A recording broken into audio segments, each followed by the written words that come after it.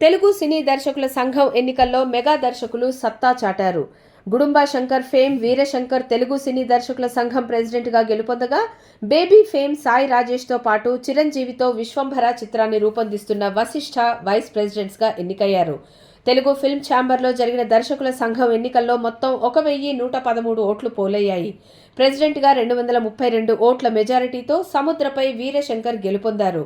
Vice ప్రెసిడెంట్స్గా 576 ఓట్లతో సాయి రాజేష్, 355 ఓట్లతో వశిష్ఠ ఎన్నికయ్యారు.